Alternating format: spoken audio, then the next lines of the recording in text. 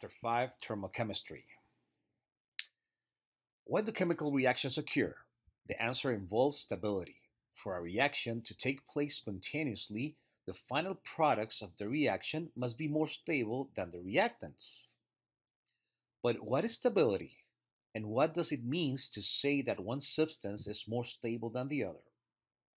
The key factor in determining the stability of a substance is energy. Less stable substances have a higher energy and are generally converted into more stable substances with lower energy. But what in turn does it mean for a substance to have a higher or lower energy? We will explore some different forms of energy in this chapter and look at the subject of thermochemistry, the absorption to release of heat energy that accompanies chemical reaction. So let's start by talking about energy. Energy is the ability to do work or transfer heat. Energy used to cause an object that has mass to move is called work. Energy used to cause the temperature of an object to rise is called heat. Now, this chapter is about thermodynamics, which is the study of energy transformations, and thermochemistry, which applies the field to chemical reaction specifically. So let's talk about the kinetic and potential energy. Kinetic energy is energy an object possesses by virtue of its motion. So whenever something is moving, that is due to the kinetic energy. And the equation for kinetic energy, this E is energy and K potential kinetic, is equal to 1/2 of the mass times the velocity square. Here we have this girl with her bike at the top of the hill. At this point, there is zero kinetic energy. She's not moving, but she has a potential energy. She has energy stored. Okay, that's the one that is called as potential energy. And once she starts to move down the hill, now she has kinetic energy. The potential energy is energy an object possesses by virtue of its position or chemical composition. We have some units for energy. The SI units of energy is the joule. 1 joule is equal to 1 kilogram times mass squared divided by the second square. This is the definition. So remember that from this definition, we can obtain two conversion factor. One of them will be 1 joule over 1 kilogram meter square over second square, and the other one will be 1 kilogram meter square over second square. Okay, so remember that for each definition, we always going to have two conversion factor. Now, another non-SI unit is still in widespread use is the calorie, or CAL, cal. And 1 calorie is equal to 4.184 joules. Now, it is important to understand that this calorie is not the same as a calorie of food. The food calorie is 1 kilocalorie. So that means that, and also is as different from this one. We represent it as with the C, capital C. So 1 cal with capital C is the food calorie is equal to 1 kilocalorie. So, and this is equal to 1,000 calorie because the kilo means 1,000. So these are basically some units that we can find the energy, joules, and also kilograms meter square over second square, or also calorie or calorie with capital C, that this one is the food calorie. So let's talk now, and I'm going to show you some definition. The first ones that we need to understand is the system and the surroundings. The system includes the molecules we want to study. In this case, we have here molecules of hydrogen, the one in the white spheres, and molecules of oxygen, the one with the red spheres. So this is the system. The surroundings are everything else. So the cylinder, this cylinder, the piston, these are the surrounding. And the system is basically the molecules, the hydrogen, and the oxygen. So the system is going to be the that thing that you want to study. It could be a reaction. It could be what happened with the hand when you put ice on the hand, and so the hand will be the system, and the ice may be the surrounding, or vice versa. So whatever you want to study to about what happened with that energy of that's is going to be the system, and all around it is going to be everything else going to be the surroundings. Work.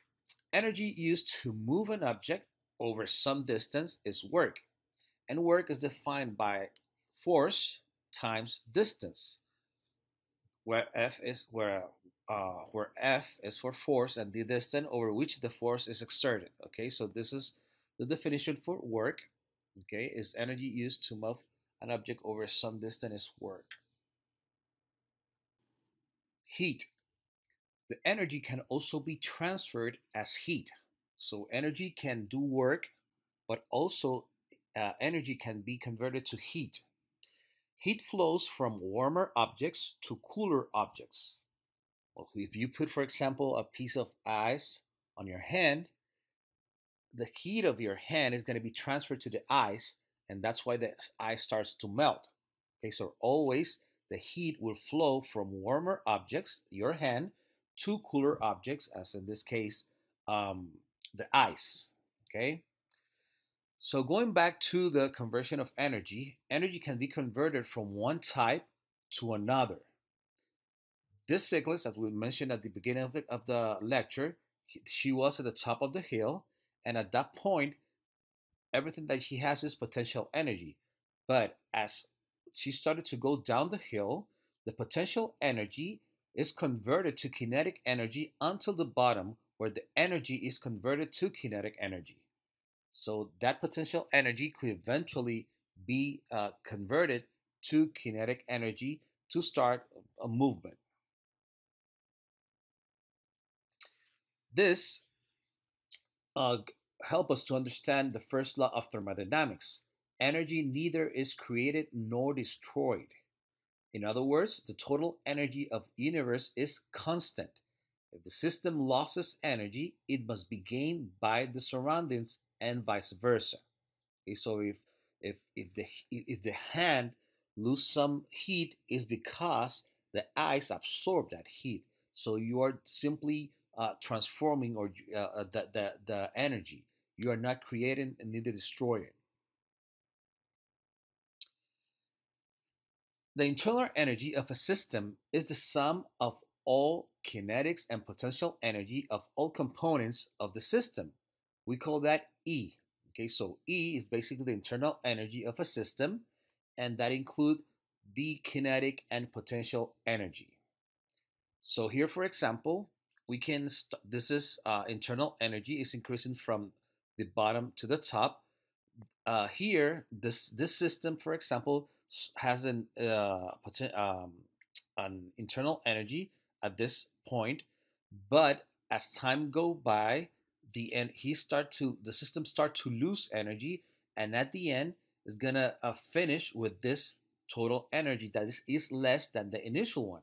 So it has less energy because it released energy to the system. The system absorbed that energy, so in that way, that's the difference between the final energy and the initial energy is negative because this one is smaller than this one. On the other hand, if the system started at this point and during time is gain energy from the surrounding, the system will finish with a higher energy than the initial energy, and this will have a change in energy of a positive because the delta E, or change of energy, internal energy, is equal to the internal energy, final internal energy minus the initial internal energy. So at this point, for example, the final energy is lower than the initial, so this number is lower than this one. So that's why this will be a negative.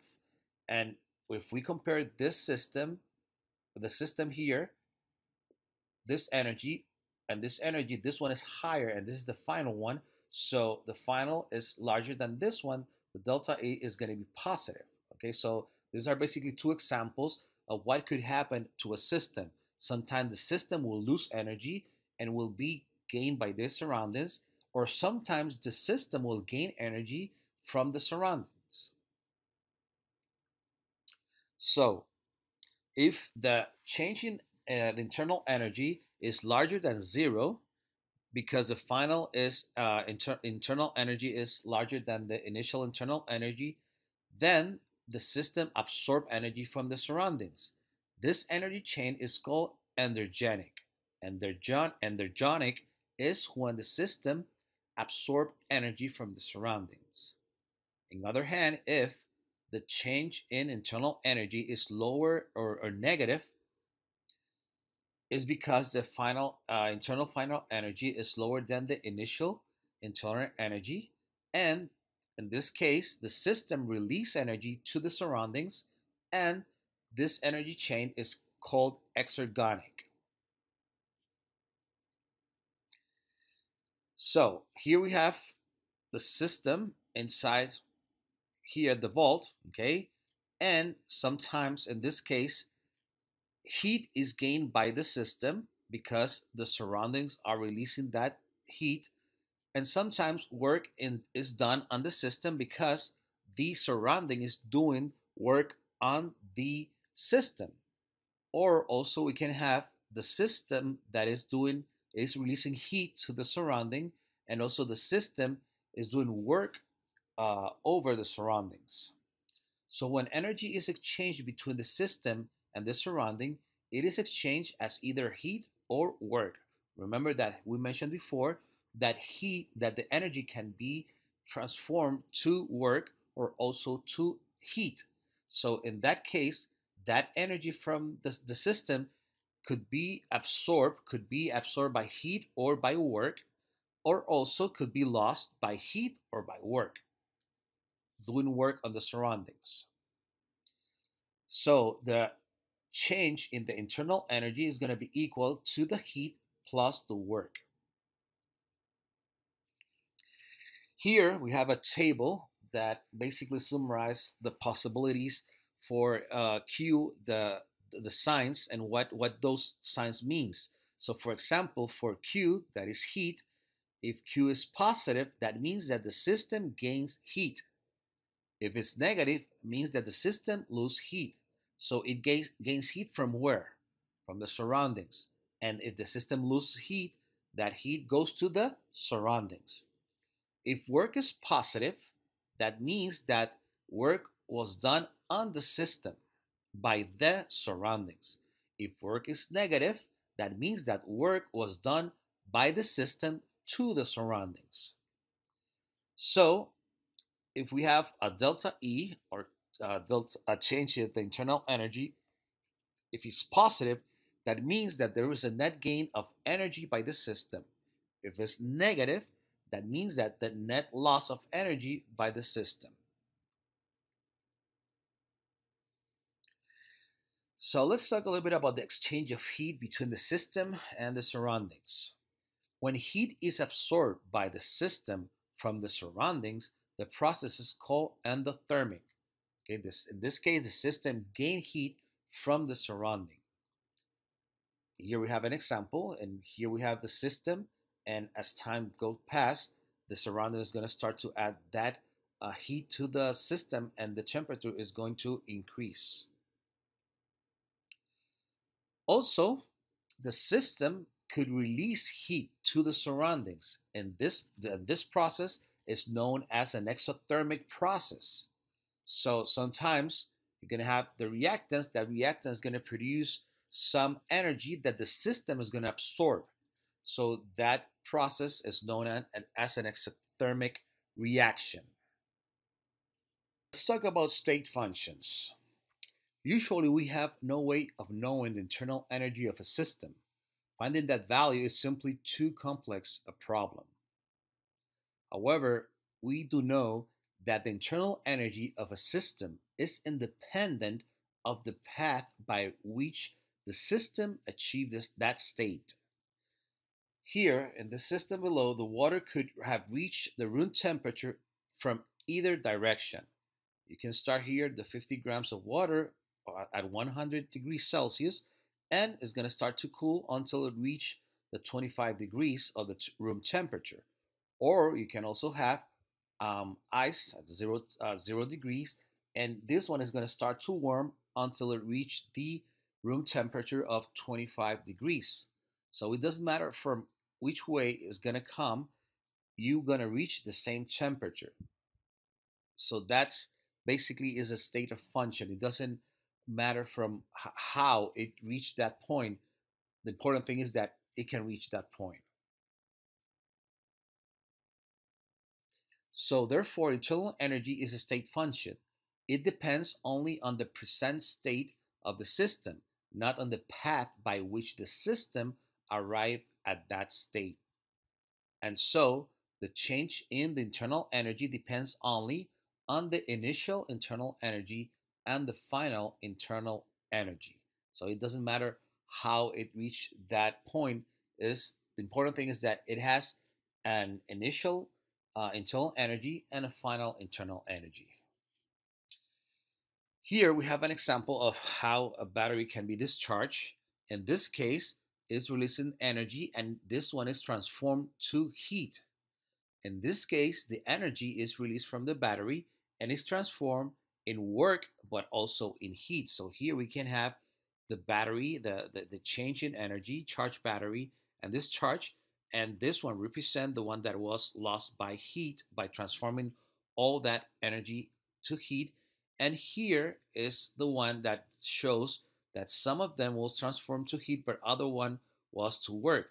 But at the end, the change in the internal energy, the loss of that energy, was the same for both examples. So, however, the work and the heat and the work are not state function. Whether the battery is shorted out or is discharged by running the fan, its change in E, delta E is the same. But the heat and the work are different in the two cases. So the heat and the work are not state functions, but the delta E is a state function. So work, we mentioned that work before was a type of energy. Usually in an open container, the only work done is by a gas pushing on the surroundings. So here we have, for example, a gas in this container. This is a piston, a cylinder, and this is the initial state. And the gas start to move that piston up, okay? And now this is the final state. So this is a change in value. We have here a work done by that gas, okay? So here it started at this point, it finished at this point, and is due to the work of the gas over the piston. So the gas is the system, and the piston and also the cylinder is the surrounding. We can measure the work done by the gas if the reaction is done in a vessel that has been fitted with a piston. So here we can measure also, here we have the gas, HCl here, and it starts to produce hydrogen. Okay, this reaction, when you start to add the zinc and HCl, produce hydrogen, and that hydrogen is going to start to move this piston because it's induced, is creating work. So work is equal to minus P times the change in volume. That's work. Minus the pressure times the change in the volume. Now, if a process takes place at constant pressure, and the only work done is this pressure, volume work, we can account for heat flow during the process by measuring the enthalpy of the system. So by knowing the enthalpy basically is the heat that flow in a process where there is a constant pressure. Enthalpy is internal energy plus the products of the pressure and the volume. So enthalpy is the internal energy, E, plus the product of pressure and volume. So this looks like work. So let's see this on the next slide. So when the system changes at constant pressure, the change in enthalpy is equal to the delta H. So delta H is equal to the delta change in E plus V. Now we can multiply this to here, and we will have the delta H is equal to delta E, the change in internal energy, plus P delta V, and this is equal to work. So we can rearrange that, and here we can, the delta E, as we mentioned, is going to be heat, and this one is going to be work. So heat plus work minus work, because this is the definition of work. We can cancel the work, and the delta H is going to be equal to the heat. So the enthalpy is associated with the heat, interchange heat of the system. So at constant pressure, the change in enthalpy is the heat gain or lost for the system.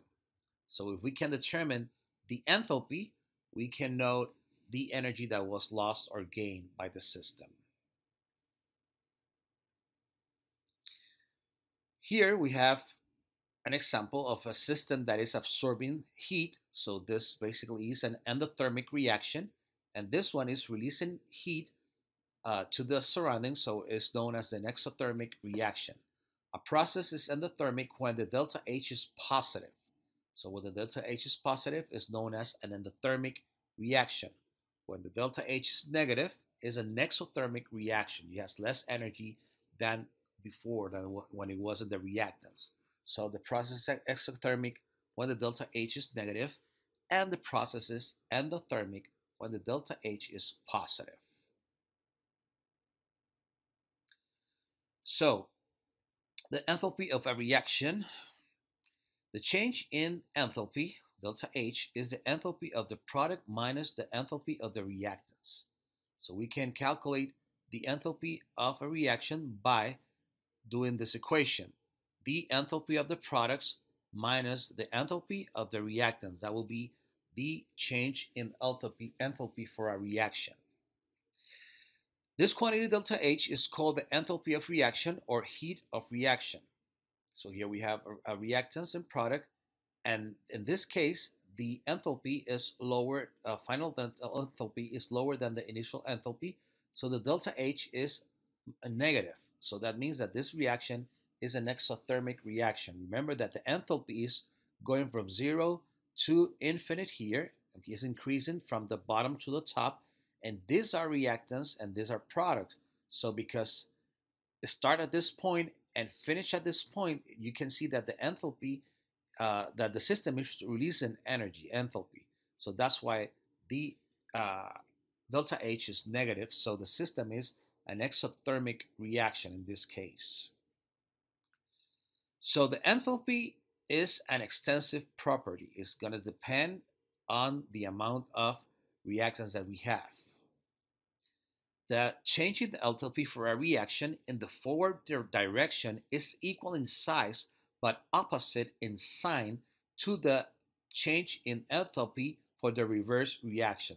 So sometimes we're going to have like reaction that goes from left to right and also from right to left. Okay, so these are basically an equilibrium. These are known as equilibrium reactions.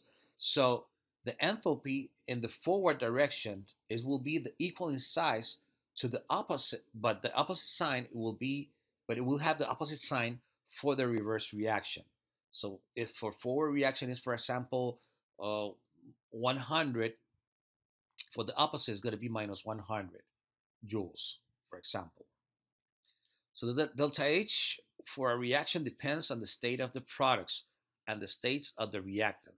So also if the products are solid or liquid, if you can have water liquid and water solid, they're going to have different kind of enthalpy. So it's not because of water you're going to produce water, you're going to have the same enthalpy. If you produce water as an ice or water as a gas, you're going to have also different enthalpies because the enthalpy depends on the state of the products. One way that we can calculate or determine the enthalpy is using this system that is known as calorimetry. Since we cannot know the exact enthalpy of a reactants and product, we measure the change in enthalpy through calorimetry, the measurement of heat flow. Okay, so we're going to have here a reaction, and we're going to measure that change in temperature that will produce that reaction. The instrument used to measure heat flow is called a calorimeter. we need to introduce these two concepts that are part of the calorimeter. So the amount of energy required to raise the temperature of a substance by 1 Kelvin is its heat capacity, usually given for 1 mole of substance. And here we have some different values for in this case our specific heat. And the specific heat is defined as the amount of energy required to raise the temperature of 1 gram of a substance by 1 Kelvin or 1 degree Celsius. Okay, so the difference between uh, the heat capacity and the specific heat is that the specific heat is the raise for a temperature for 1 gram of substance. So here we have 1 gram of water, and to go from 14.5 to 50.5, we need to add 4.184 joules, okay, or 1 calorie. So we can increase the temperature that 1 degree. So this is basically an equation that the way that we can use, we're going to use a lot to determine, for example, specific heat. Here we're going to put the heat transfer is going to be Q, the mass, and the temperature change. So we're going to have, we can use the different symbols or variables. So specific heat, capital C with an S, the heat transfer, that is Q, the mass M, and the temperature change, that is the delta T. So this is an equation, and we have here 4 variables. And remember that this kind of equation is not just to determine the specific heat. We can also determine the heat transfer, for example, if we know the specific heat, the mass, and the temperature. We also can calculate the mass if we have the other 3 variables. So it's really important that you learn how to rearrange this equation in a way that you can determine mass, or the change in temperature, or the heat that has been transferred. So by carrying out a reaction in aqueous solution in a simple calorimeter, the heat change for the system can be found by measuring the heat change for the water in the calorimeter. The specific heat for water is well known, is 4.184 joules per gram per Kelvin. We can calculate the change in enthalpy for the reaction with this equation. If we want to determine the heat, now we can rearrange the specific heat that we saw before, and we can have this equation. So now we can multiply the mass by the specific heat by the change in temperature, and that will give us the heat that has been transferred in the reaction. So, how much heat is needed to warm 250 grams of water from 22 Celsius degree to 98 Celsius degree? So, here we must find the quantity heat, the Q. Okay, the question is how much heat. So, we need to determine the Q given the mass of water and also the change in temperature that we can calculate from here. The change, remember that always is final minus initial. Okay, so it will be the final temperature minus the initial temperature to calculate the change in temperature, and the specific heat, in this case for water, and we know that value, we mentioned that before is. So here, let's start by the equation. We just substitute, okay, the equation. We calculate the change in temperature is 76 Celsius, that is equal to 349 Kelvin. So by doing that, we can substitute the value of the specific heat, 4.18 joules grams per Kelvin, 250 grams, that is the mass of water, and also the change in temperature, that it was 349. We're going to multiply this, is going to be 3.6 times 10 to the power of 5 joules. Okay, so this will be the heat transfer in this system, of the heat that you need to add, basically 250 grams of water to increase the temperature from 22 Celsius degree to 98 Celsius degree. Okay, so in this case, we need to calculate that heat. Now let's talk about Hess law. The change in enthalpy is well known for many reactions and it is inconvenient to measure the change of enthalpy for every reaction in which we are interested. However, we can estimate the delta H using published delta H values and the properties of enthalpy. Now, the Hess law, it says that if a reaction is carried out in a series of steps, the delta H for the overall reaction will be equal to the sum of the enthalpy changes for the individual steps. Because delta H is a state function, the total enthalpy changes depend only on the initial state, the reactants, and the final state, the products of the reaction. So here we have basically a reaction. This is the initial state, the reactants, this is the products. And you can go direct in this process, or also you can go in two steps. So here we have a reaction, C3H8 gas plus 5 moles of oxygen in gas will produce 3 moles of carbon dioxide in gas and plus 4 moles of water. So this is our reaction, and it is known that this reaction occurs in 3 steps. This is the first step, second, and third one. And each of these steps has a specific delta H. There's the delta H for 1, delta H for step 2, and delta H for step 3. So the sum of all this equation is the overall equation. If we just add the 3 equations, we're going to have at the end this equation. Okay, so for example, we have here the C3H8, that is this, and also we have 3 carbon graphite as a product of the first reaction. But in the second reaction, the 3 carbon graphite are in the reactant. So we can cancel reactant of one reaction with the product of another reaction. So we can cancel this 3 carbon with this 3 carbon. Also, we can cancel this 4 hydrogen with this 4 hydrogen. And we can cancel basically that's all. We have here the 5 moles of oxygen, the mole of C3H8, and also we have here the 3 CO2 and 4 water. So we cancel this 4 moles with this 4 moles and these 3 carbons with this 3 carbon. That's why they are not part of the final equation, because they were canceled, because some of them, these 3 are in the products and here in the reactant.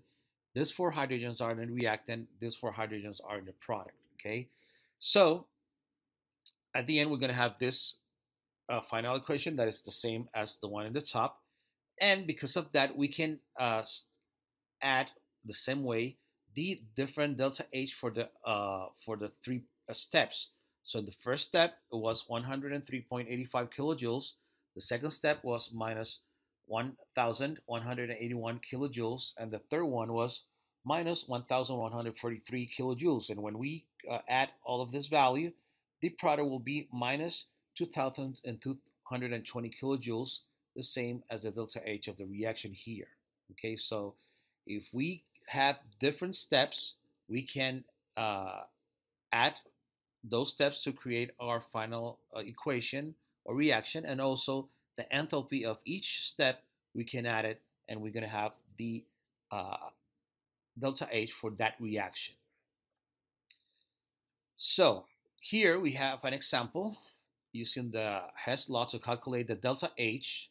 So the enthalpy of reaction for the combustion of carbon to carbon dioxide is 300 minus 393.5 kilojoules per mole.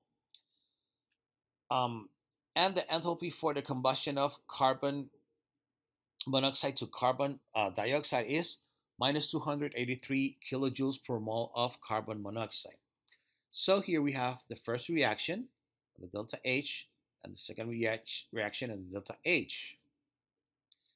So we are given 2 thermochemical equations, and our goal is to combine them in such a way as to obtain the third equation and its enthalpy. So we need to do something, we need to add these 2 reactions to create this one. But we have something here that the carbon monoxide in equation number 2 is in the reactant, While in equation 3, the carbon monoxide is in the product. So we can manipulate any of those steps in a way that we can have the reactants and the product in the same positions. Okay, so because we have this in the products, we need to have this in the products. So we flip this reaction. What is in the products, we move it to the reactants, and whatever is in the reactant, we move it to the product. And because we interchange, we flip this too, now also the sign of the delta H must be changed. The number is going to be equal. Okay, the amount of energy that has been released is going to be the same as gain if we just interchange the process. So here we have this equation, and we're going to keep that way because we have carbon in the final reaction. That is this one. We have the carbon as a reactant, and we're going to switch this equation so we can have the carbon dioxide in the reactants and the carbon monoxide and the 1/2 of oxygen in the products. And because we flip this, now we need to change the sign of the delta H. And now we can add all this equation, but we can see here that the carbon dioxide is in the reactants here, and that the first equation is in the products, so we can cancel this carbon dioxide with this one.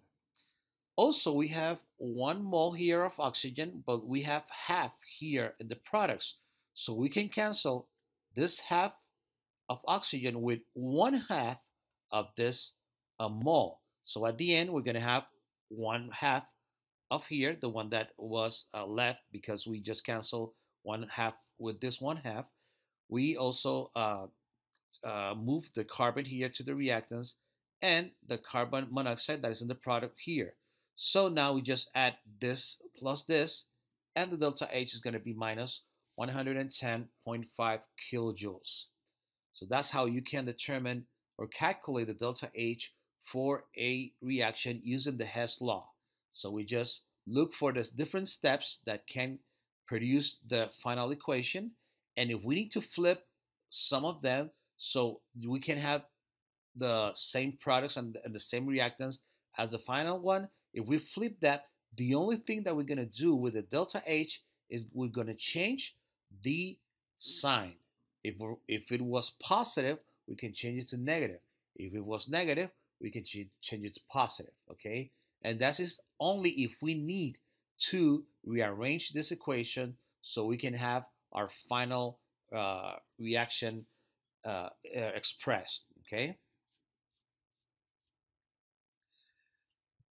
Now, we can also use the enthalpy of formation. The delta H of formation is defined as the enthalpy change for the reaction in which a compound is made from its constituent elements in their elemental forms. So every compound has a delta H of formation, has an energy that was transferred or released to create that compound. The standard enthalpies of formation, the delta H0, are measured under standard conditions, 25 Celsius degree and 1 atmosphere as pressure. So if the enthalpy of formation was measured under this condition, those enthalpy of formation are known as standard enthalpies of formation. And here we have an example of different standard enthalpy of formation. All of this type of delta H were determined under these standard conditions, okay? And we can see here that we have positives and negatives because to create some of them, we're going to release or we're going to absorb energy to obtain those products. So we can also use the Hess law to calculate the delta H by using the delta H of formation. And the delta H of the reaction is going to be equal to the sum of N times the delta H of formation of the products minus the sum of M times the delta H of formation of the reactants, where N and M are the stoichiometry coefficients. And what are those stoichiometry coefficients? Those are the numbers in front of the molecules in a chemical reaction. Here, we just have the chemical formula for this compound. So it's 1. Okay, we assume a 1. Here we have 5 of oxygen, 3 of carbon dioxide, and 4 of water. So if we want to determine the delta H for this reaction by using the standard enthalpy, we need to look for the standard enthalpy of water, carbon dioxide, oxygen, and C3H8 in the table. Okay, so we have here, remember that the delta H was the sum of their products minus the reactants. So for carbon dioxide, the delta H formation is minus 393.5 kilojoules, and we're going to multiply that by the coefficient of carbon dioxide, that is 3. Plus, we have also water. Water in liquid has a delta H formation of minus 285.8 kilojoules. And by the reaction, we have 4 moles of water, so we're going to use 4 times the delta H formation of water. These are only the two reactants. So we have here, we need to solve this, and whatever we're gonna the product that we're gonna obtain from here, we're gonna subtract by 1 times 100, 3.85 minus that. This is the standard enthalpy for the C3H8, and for oxygen, the standard enthalpy of formation is equal to 0. So we multiply this times 3, and it's going to be minus 1180.5 kilojoules, plus 4 times this is going to be minus 1143.2 kilojoules, minus all of this minus 103.85 kilojoules. And now we just basically add these two values, and also now this negative and negative is going to be positive, so it's going to be this minus this plus this, and the result is going to be minus 2,219.9 kilojoules.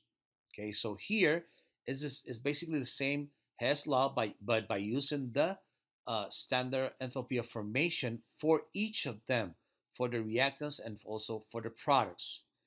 And we can obtain this from a table for basically all the